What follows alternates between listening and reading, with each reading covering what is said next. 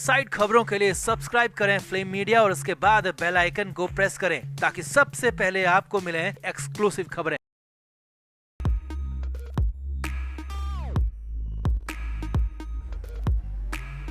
महाराष्ट्र में संजय राउत के बड़बोले बयान जारी हैं। संजय राउत का वही तीखा अंदाज जारी है। हालांकि कई बार संजय राउत दूसरों के बजाय खुद की दिक्कत बढ़ा देते हैं और कई बार खुद के लिए ही मुसीबत खड़ी कर देते हैं और ऐसा ही कुछ इस बार भी नजर आ रहा है, जिसमें संजय राउत ने बयानवीर बनकर सारी हदें पार कर दी हैं। सीधे सीधे पीएम मोदी और गृह मंत्री अमित शाह तक मामला पहुंचा दिया है, जिसके बाद संजय राउत के लिए भी बचना मुश्किल हो गया है। आजादी के नाम पर संजय राउत ने सवाल तो उठा दिया, लेकिन अब खुद उनकी आजादी संकट में आ गई है। वो जेल जा सकते हैं। जी हाँ, आजादी की बात करें संजय राउत को ये बयान भारी नहीं बल्कि बहुत ज्यादा भारी पड़ सकता है। तो बताते हैं आपको सब कुछ क्या है, पूरा मामला संजय राउत के लिए कैसे आ गई मुश्किल। आप भी इस वीडियो को शेयर करें और कमेंट करके अपनी राय जरूर दें। तो संजय राउत लगातार बयानों के बीच बने हुए हैं। किसी ने कुछ भी कहा हो, संजय राउत उस पर अपनी प्रतिक्रिया जरूर देते हैं और कई बार तो दूसरों के बयान में या कहें कि दूसरों के मामलों में टांग अड़ाने पर संजय राउत को खुद ही भारी नुकसान हो जाता है। राउत को ही वो टांग अड़ाना भारी पड़ जाता है। अब की बार भी ऐसा ही कुछ हो रहा है, ऐसा ही कुछ नजर आ रहा है।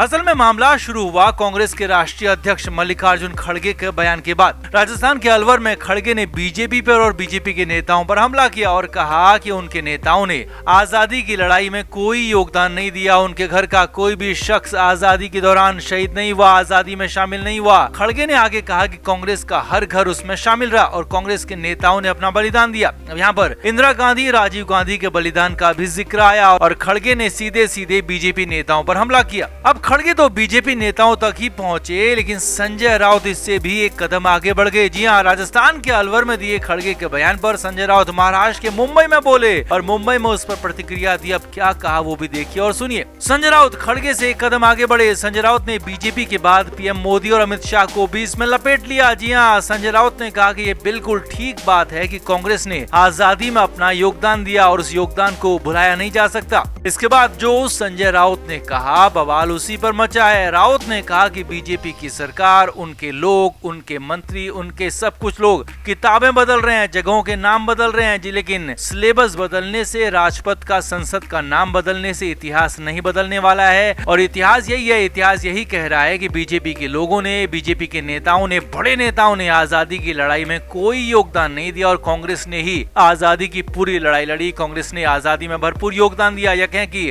कांग्रेस की ही वजह से आजादी मिली और बाकी किसी का इसमें योगदान नहीं रहा। और यही नहीं, यहाँ पर राउत ने सीधे सीधे पीएम मोदी, अमित शाह पर सवाल खड़े कर दिए और कहा कि उनकी तरफ से भी आजादी की लड़ाई में कोई शामिल नहीं हुआ, कोई भी आजादी में उनके घर से, परिवार से मौजूद नहीं था।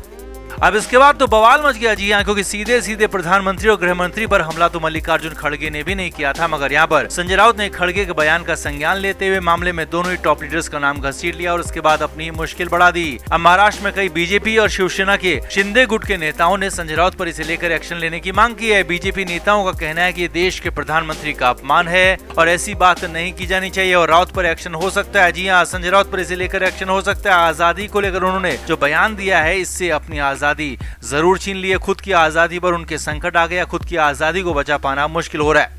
हालांकि इसके बाद तो संजय राउत की तरफ से इस पर कोई बयान नहीं आया है, लेकिन माना जा रहा है कि इस मामले पर संजय राउत मुश्किल में आ सकते हैं, क्योंकि वैसे भी संजय राउत महाराष्ट्र सरकार के निशाने पर है और अगर कहीं कोई केस दर्ज होता है या फिर कोई शिकायत भी होती है तो फिर तो मामला संजय राउत के लिए और ज्यादा बिगड़ सकता है, जेल जाना पड़ सकता है। तो आपका क्या मानना है? अब संजय राउत के लिए कितनी बड़ी मुश्किल ये बड़ी है? कमेंट करके आप भी जरूर बताएं, वीडियो को शेयर भी करें।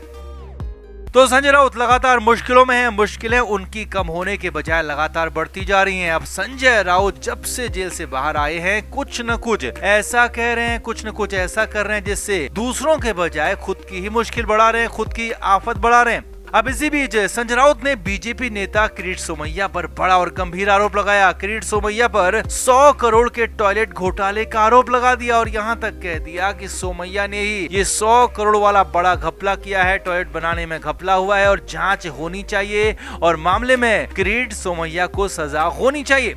अब इसके बाद तो बवाल मच गया। जी हाँ, बवाल इसलिए नहीं मचा कि राउत ने आरोप लगाया, बल्कि बवाल इसलिए मचा क्योंकि किरीट सोमैया ने जवाब दिया और जो जवाब था वो बहुत ज्यादा तीखा था, अंदरूनी था, राउत के घर तक पहुंच गया, राउत के बेटी के घर तक पहुंच गया। जी हाँ, बेहद ही ज्यादा गंभीर और तीखा जवाब यहाँ पर मिला और इसी से मामले में बवाल बढ़ गया।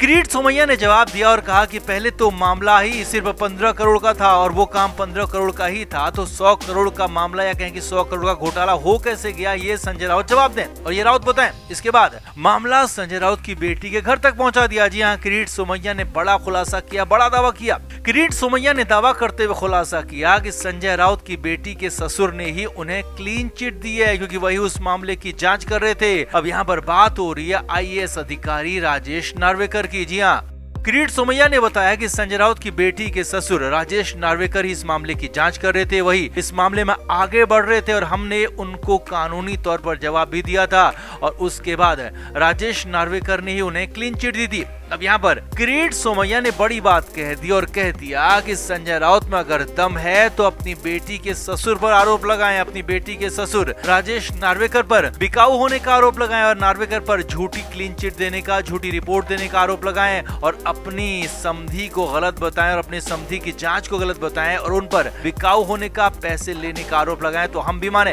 अब आगे बढ़ने से पहले आपको बता दें कि संजय राउत की बेटी पूर्वांशी की शादी IAS अधिकारी राजेश नार्वेकर के बेटे मल्हार से हुई थी और राजेश नार्वेकर इससे पहले ठाणे के कलेक्टर भी रह चुके हैं, कई बड़े पदों पर वो रह चुके हैं, महाराष्ट्र में IAS अधिकारी भी रहे। अब यहाँ पर मामला संजय राउत के लिए बैकफायर कर गया, क्योंकि मामला कहाँ तो संजय राउत बीजेपी के किरीट सोमैया के बहाने बीजेपी पर, संजय राउत महाराष्ट्र की सरकार पर आरोप लगाना चाह रहे थे, उनको घेरना चाह रहे थे और कहाँ तो खुद ही फंस गए, अपनी ही बेटी के घर तक मामले को पहुंचा दिया।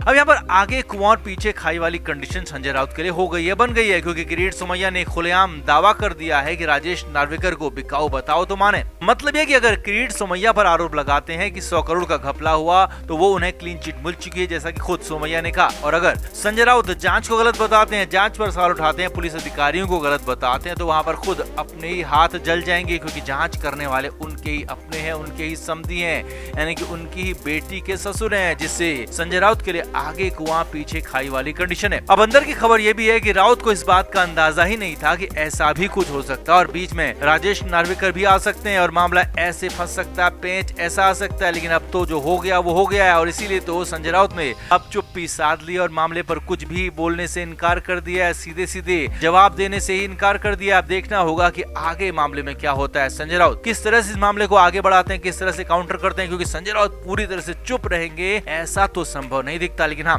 फिलहाल संजय राउत बुरी तरह से फंस गए हैं, अपने ही जाल में उलझ कर रह गए, ये कंफर्म हो गया। तो आपका क्या मानना है इस पूरे मामले पर, आप क्या कहेंगे कमेंट करके आप भी अपनी राय जरूर दें, वीडियो को शेयर भी करें।